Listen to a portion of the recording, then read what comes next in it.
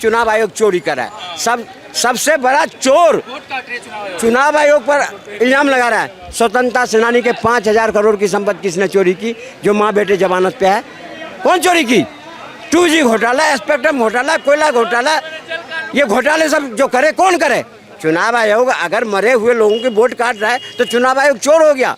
एक जगह से दूसरे जगह वोट चला गया, अगर वो वोट कट रहा है तो चुनाव आयोग चोर हो गया। सबसे बड़े चोर, बेईमान, दीमक, देशद्रोही अगर हो तो तुम हो, जो देश की जनता को भ्रमित करते हो। 20,000 किलोमीटर पर चाइना ने कब्जा कर रखा है भारत के।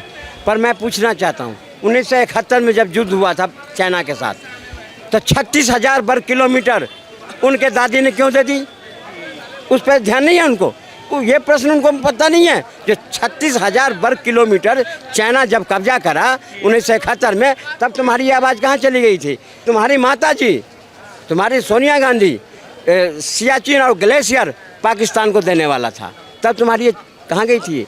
आज सुप्रीम कोर्ट इनको फटकार लगाता। मोदी जी जवाब नहीं, हम दे रहे हैं ना जवाब, जनता दे रही है ना जवाब। मोदी जी क्यों देंगे? हर बात पे मोदी जी तुम्हारा जवाब देगा? जनता दे रही है तुम्हारा जवाब, जो बैलेट पेपर के माध्यम से तुम्हें हरा के भेजता है, तुम्हें पार्लियामेंट में नहीं भेजता है। यात्रा निकालो, अपना कांग्रेस बचाओ यात्रा निकालो, कुछ नहीं होने वाला तुम्हारा। अब इस देश की जनता बहुत समझदार है, समझ गया है कि फिर इस देश को तुम्हारी दादी ने जो पाकिस्तान को तोड़ के बांग्लादेश बनाए ना, अब इस देश को फिर बांग्लादेश नहीं बनने देंगे।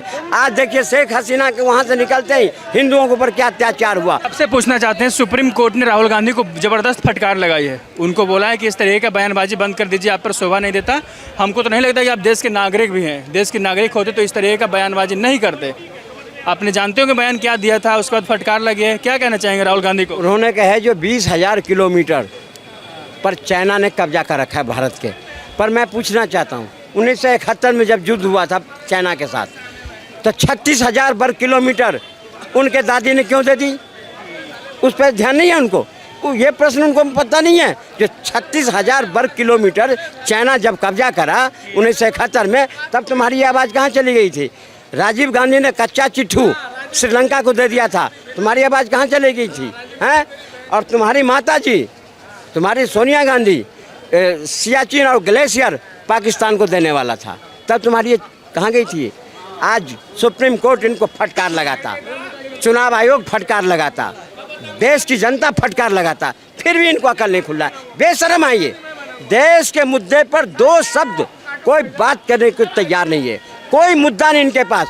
संसद को बाधित करो, चुनाव आयोग को कहते हैं कि संसद में कहते हैं मोदी जवाब नहीं दे रहे हैं। मोदी जी जवाब नहीं, हम दे रहे हैं ना जवाब, जनता दे रही है ना जवाब। मोदी जी क्यों देंगे? हर बात पे मोदी जी तुम्हारा जवाब देगा? जनता दे रही है तुम्हारा जवाब, जो बैलेट पेपर के माध्यम से तुम्हें हरा के भेजता है, तुम्हें पार्लियामेंट में नहीं भेजता है। इसका मतलब क्या होता है? तुम कहने का मतलब यह है कि ये लोग शुरू से देश को किस तरह से खोखला किया है। आज कहते हैं चुनाव आयोग चोरी करा है। सबसे बड़ा चोर चुनाव आयोग पर इल्जाम लगा रहा है। स्वतंत्रता सेनानी के 5,000 करोड़ की संपत्ति किसने चोरी की, जो माँ बेटे जमानत पे है?